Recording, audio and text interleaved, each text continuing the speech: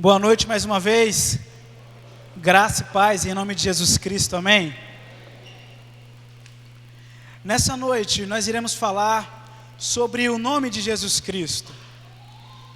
E precisamos então começar relembrando o que esse nome significa na língua hebraica, que é a língua que ele foi originalmente escrito.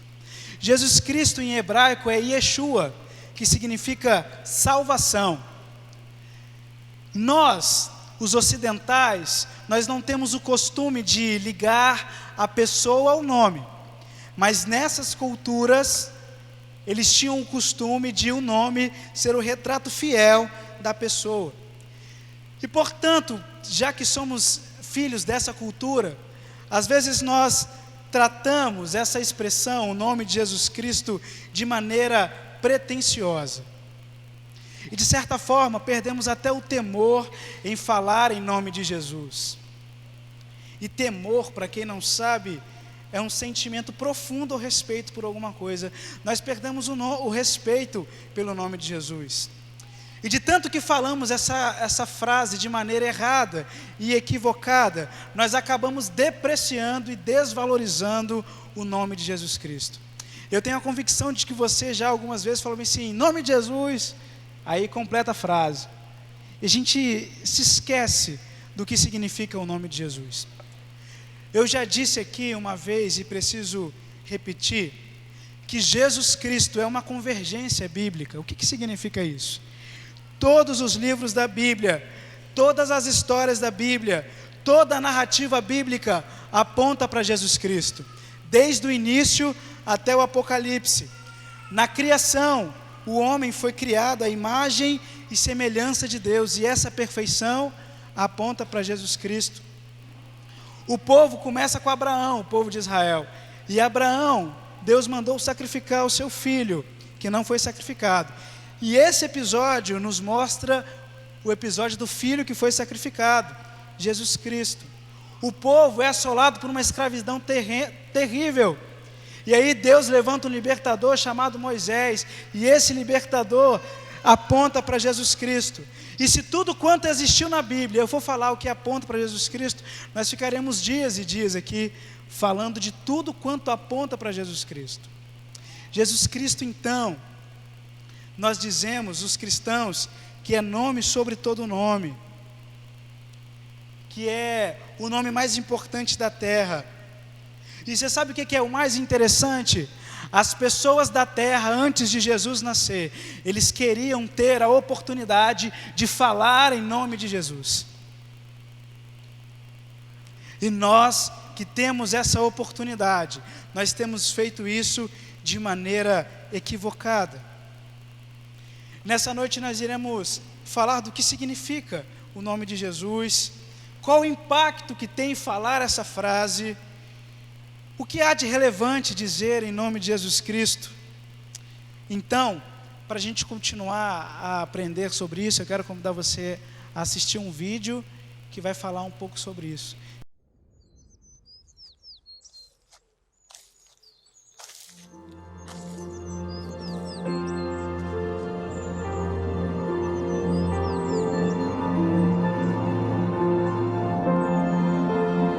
A Bíblia não é uma série de histórias desconexas. É uma única narrativa onde cada história, cada personagem, aponta para um que é maior que todos. A história de Adão e Eva não é apenas sobre o primeiro homem e a primeira mulher, mas de que há um Adão perfeito que foi fiel enquanto estava no jardim do Getsêmani. Há um Abel perfeito que, mesmo tendo seu sangue derramado de forma inocente, o resultado não foi a condenação de um, mas o perdão de muitos. Há um Abraão perfeito que atendeu ao chamado de Deus, largou todo o seu conforto para ir de encontro a um povo que passaria a se chamar amigo de Deus. Há um Isaque perfeito, o filho sorridente que não foi apenas oferecido como sacrifício pelo seu pai, mas que realmente foi sacrificado. Há um Jacó perfeito, que lutou para receber a progenitura. Então nós, pela graça, recebemos do Pai tudo o que temos direito como filhos.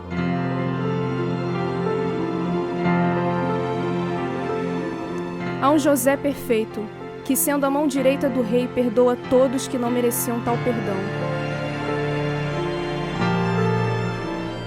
Há um Moisés perfeito, que é a ligação entre Deus e o homem, mas que traz para nós uma nova aliança. Há uma rocha melhor do que aquela que Moisés bateu. Essa oferece água no deserto e os que bebem não têm mais sede. Há um Jó perfeito, o verdadeiro inocente que sofreu, levando sobre si o castigo que nos traz a paz. Há um Davi perfeito, que a sua vitória passa a ser também a vitória do seu povo.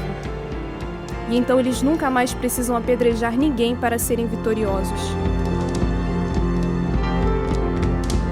Há uma Esther perfeita, que não apenas arriscou sua própria vida, mas a entregou para salvar seu povo. Há um Jonas perfeito, que foi lançado em tempestades para que fôssemos tirados delas. Há um sangue do Cordeiro Pascual perfeito, que uma vez sobre nossas vidas a morte não tem mais poder. Ele é o verdadeiro profeta, o verdadeiro sumo sacerdote, o verdadeiro rei, o verdadeiro sacrifício, o verdadeiro cordeiro, a verdadeira luz. Ele é a verdade. A Bíblia não é uma série de histórias desconexas, mas uma única e perfeita narrativa que aponta para uma pessoa, porque não há outro nome: Jesus.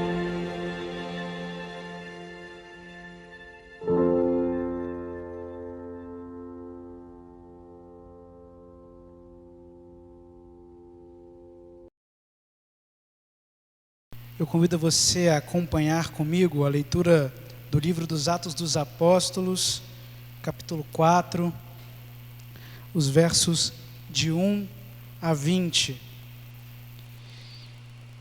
Eu leio na Nova Tradução na linguagem de hoje, e é bom que você acompanhe porque são muitos versículos, né? Diz assim a palavra de Deus: Pedro e João estavam falando ao povo quando chegaram alguns sacerdotes, o chefe da guarda do templo e alguns saduceus. Eles ficaram muito aborrecidos porque os dois apóstolos estavam ensinando ao povo que Jesus havia ressuscitado e que isso provava que os mortos vão ressuscitar. Então, prenderam os dois e os puseram na cadeia para ficarem lá até o dia seguinte, pois já era muito tarde. Porém, muitas pessoas que ouviram a mensagem creram, e os homens que creram foram mais ou menos 5.000. Verso 5: No dia seguinte reuniram-se em Jerusalém as autoridades dos judeus, os líderes do povo e os mestres da lei. Nessa reunião também estavam também Anás, que era grande sacerdote, Caifás, João, Alexandre e os outros que eram da família do grande sacerdote. As autoridades puseram os apóstolos em frente deles e perguntaram: com que poder ou em nome de quem vocês fizeram isso? Então Pedro, cheio do Espírito Santo, respondeu: autoridades e líderes do povo, os senhores estão nos perguntando hoje sobre o bem que foi feito a este homem e como foi curado. Pois então os senhores e todo o povo de Israel fiquem sabendo que este homem está aqui completamente curado pelo poder do nome de Jesus Cristo de Nazaré, aqueles que os senhores crucificaram e que Deus ressuscitou. Jesus é aquele em quem as Escrituras Sagradas dizem: a pedra que vocês, os construtores, rejeitaram, veio a ser a mais importante de todas. A salvação só pode ser conseguida por meio dele, pois não há no mundo inteiro nenhum outro que Deus tenha dado aos seres humanos, por meio do qual possamos ser salvos. Os membros do Conselho Superior ficaram admirados com a coragem de Pedro e de João, pois sabiam que eram homens simples e sem instrução, e reconheceram que eles tinham sido companheiros de Jesus, mas não podiam dizer nada contra os dois, pois o homem que havia sido curado estava ali de pé, junto com eles. Em seguida, mandaram que Pedro e João saíssem da cela do conselho e começaram a discutir o assunto, e eles diziam: o que vamos fazer com esses homens? Pois todos os moradores de Jerusalém sabem que eles fizeram um grande milagre, e nós não podemos negar isso.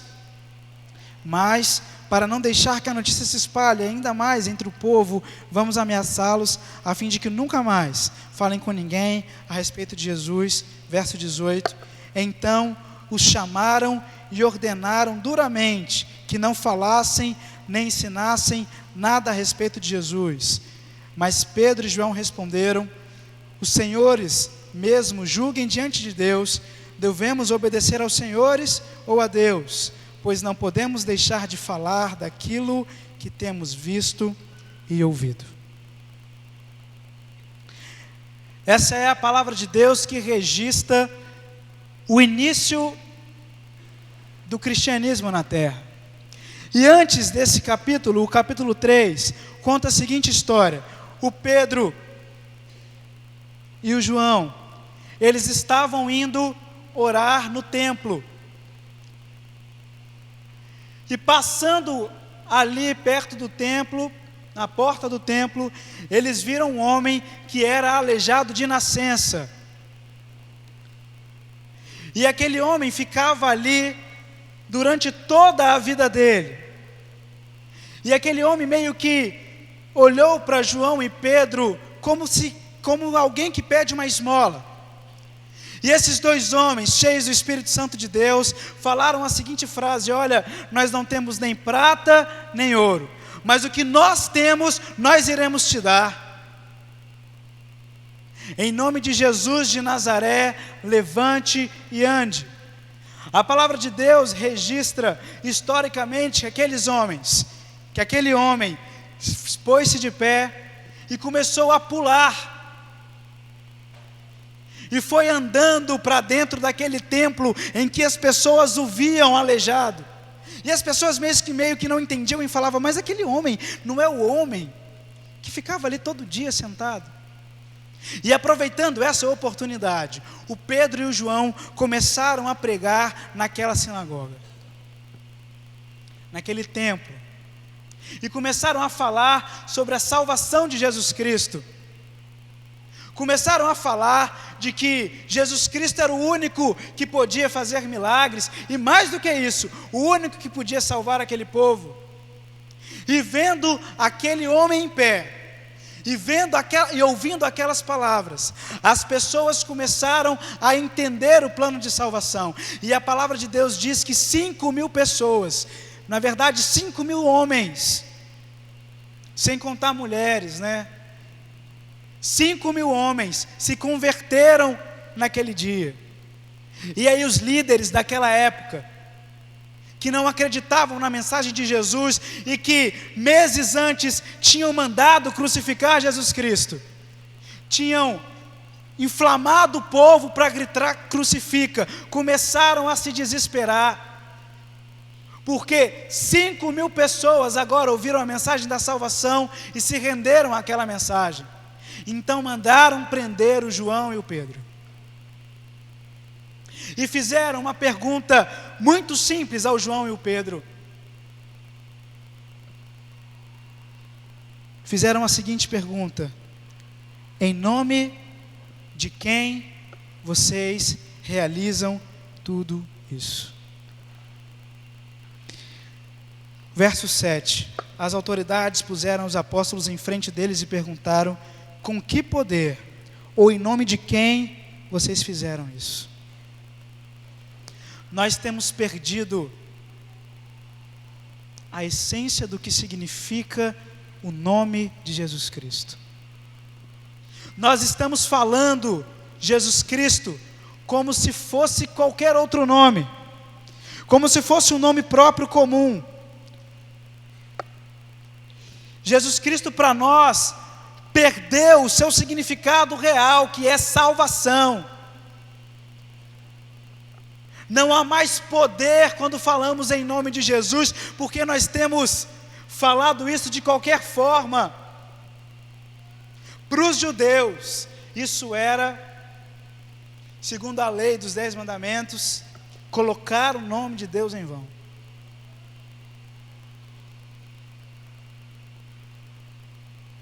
Jesus Cristo não é um nome qualquer, não é uma palavra qualquer.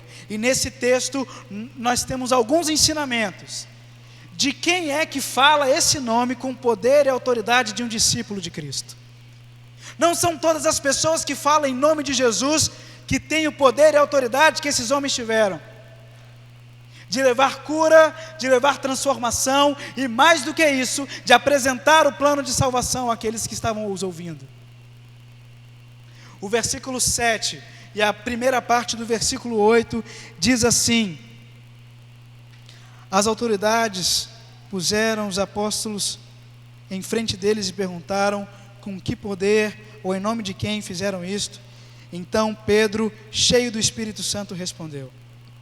O primeiro ensinamento que a gente tem nesse texto é que, em nome de Jesus Cristo, só falam os que são cheios do Espírito Santo de Deus. E pessoas que não são cheias do Espírito Santo de Deus não conseguem compreender. E quando falam, falam de maneira despretensiosa.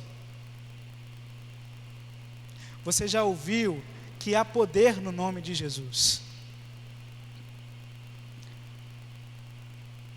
Às vezes nós falamos palavras vazias, mas palavras vazias não são em nome de Jesus. Às vezes nós falamos para outras pessoas palavras que não confortam. Palavras que não confortam não são em nome de Jesus. Às vezes nós proferimos e falamos que é em nome de Jesus palavras que levantam ira no meio do povo de Deus. E palavra que leva a ira não é em nome de Jesus. Às vezes nós nos comportamos como aqueles que não dão o perdão. E palavras dos que não dão perdão não podem ser em nome de Jesus. Falar em nome de Jesus é algo tão importante e tão sério que é o mesmo do que representá-lo na terra. É como se você estivesse falando em nome de alguém. Por exemplo, no mundo diplomático, nós temos os embaixadores, que são aqueles que falam em nome de outro país em uma nação.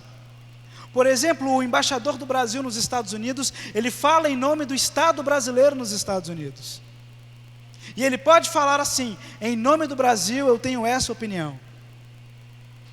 Nós, como embaixadores de Cristo na terra, quando falamos em nome de Jesus, nós estamos falando as palavras dele. É como se o próprio Cristo estivesse falando por meio de nós. Será que Cristo tem falado por meio de você? Por meio das suas palavras? Por meio das suas atitudes? Ou será que muitas vezes nós falamos que estamos dizendo em nome de Jesus, mas estamos falando com base no nosso próprio entendimento, na nossa própria razão? Nós não buscamos entendimento bíblico, nós apenas reproduzimos o que ouvimos e pensamos então que estamos falando em nome de Jesus Cristo. A Bíblia Sagrada registra vários textos, alguns deles bem fortes. Marcos 16, 17 diz assim: estes sinais acompanharão os que crerem. Em meu nome, disse Jesus, os meus discípulos expulsarão demônios. João 15, 16 diz assim: vocês não me escolheram, mas eu os escolhi para irem e darem fruto, fruto que permaneça, a fim de que o Pai lhes conceda tudo o que pedirem em meu nome. João capítulo 14, verso 13 diz assim: e farei o que vocês pedirem em meu nome, para que o Pai seja glorificado no Filho. João 14, 26 diz assim: mas o Conselheiro, o Espírito Santo, que o Pai enviará em meu nome, lhes ensinará todas as coisas e lhes fará lembrar tudo o que eu lhes disse. Só pode falar em nome de Jesus Cristo e com autoridade os discípulos que estão cheios do Espírito Santo de Deus. E eu volto a repetir que nós estamos vivendo num tempo de pessoas que estão indiferentes à voz do Espírito Santo de Deus. Se esse Espírito Santo nos convence do pecado, e todas as vezes que somos convencidos, nós escolhemos não ouvir essa voz e continuar no erro, nós não podemos falar em nome de Jesus. Se é esse Espírito que ensina a verdade, e nós não nos dedicamos à leitura bíblica, nós não podemos falar em nome de Jesus. Se é esse Espírito que vai nos lembrar as coisas que Jesus falou na terra, e nós não estamos atentos a essa voz que vem de Deus, nós não podemos falar em nome de Jesus. E que discípulos somos nós que não podemos falar em nome do nosso Mestre? Que discípulos somos nós? A verdade, irmãos, é que infelizmente nós estamos nos esquecendo que precisamos buscar. A palavra de Deus afirma que nós iremos buscar e iremos encontrar quando buscarmos de todo o coração. Jesus Cristo quer servos cheios do seu Espírito, porque foi Ele que enviou o Espírito Santo aqui na terra. Esse texto, essa história, essa narrativa nos traz um outro ensinamento. Em nome de Jesus, as pessoas, elas percebem o poder de Deus. Diz assim o verso 10: Pois então, os senhores e de todo o povo de Israel fiquem sabendo que este homem está aqui completamente curado pelo poder do nome de Jesus Cristo de Nazaré, aqueles que o Senhor crucificaram e que Deus ressuscitou. Esse texto conta um milagre, onde as pessoas viram o poder de Deus. Elas não ouviram falar, como essa geração, a minha geração, está acostumada a apenas ouvir falar do poder de Deus. Esse povo aqui viu um homem levantar, um homem que nunca levantou na vida.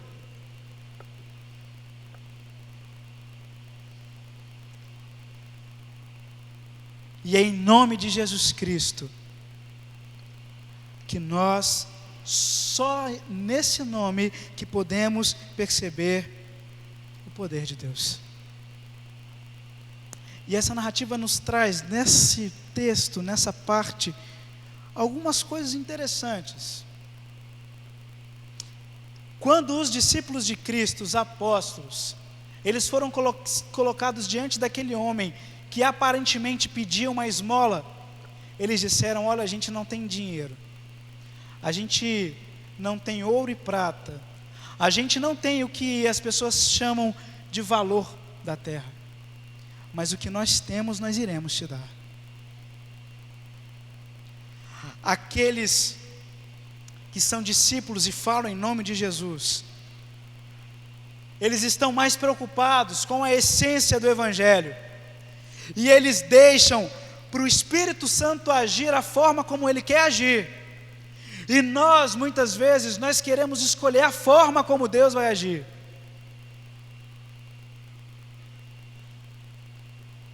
Então nós nos preocupamos com os valores da terra, e nos esquecemos que o que temos de mais precioso é Jesus Cristo, e é isso que temos que oferecer às pessoas.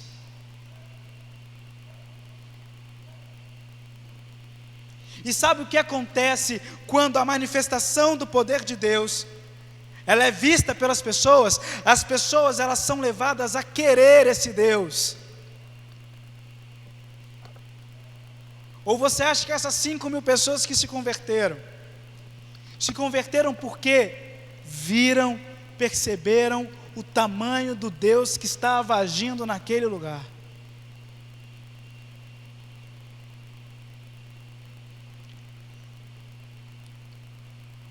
E quantas pessoas nós temos contagiados?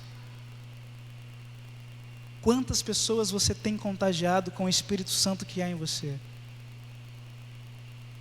Quantas pessoas olham para a nossa vida e falam bem assim: eu vou seguir o Deus que esse rapaz, esse homem, essa mulher, essa moça segue. porque eu vejo o poder de Deus se manifestando nessa vida. Quantas pessoas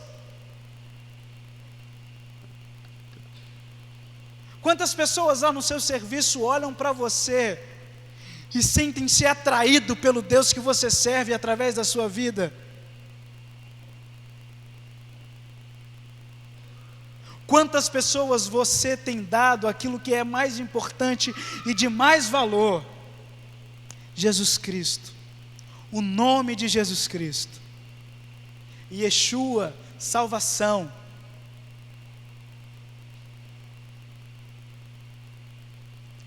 Por quê?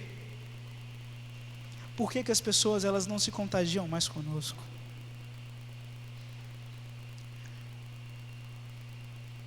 Por que as pessoas elas muitas vezes não conseguem enxergar Jesus Cristo na minha vida, na sua vida?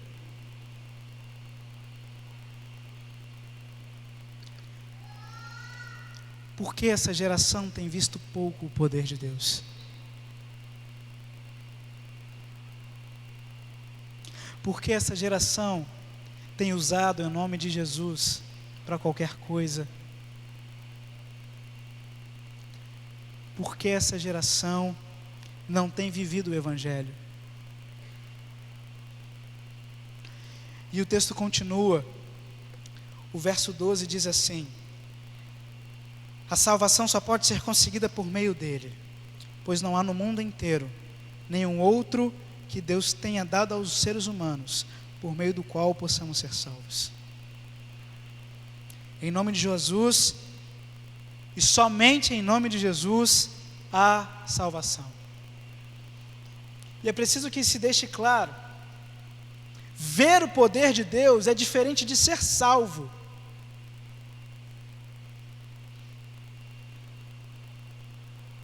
A Bíblia narra a história. Um dia Jesus Cristo estava andando como de costume, e aí ele viu 10 leprosos. Curou os 10. Os 10 viram esse poder de Deus.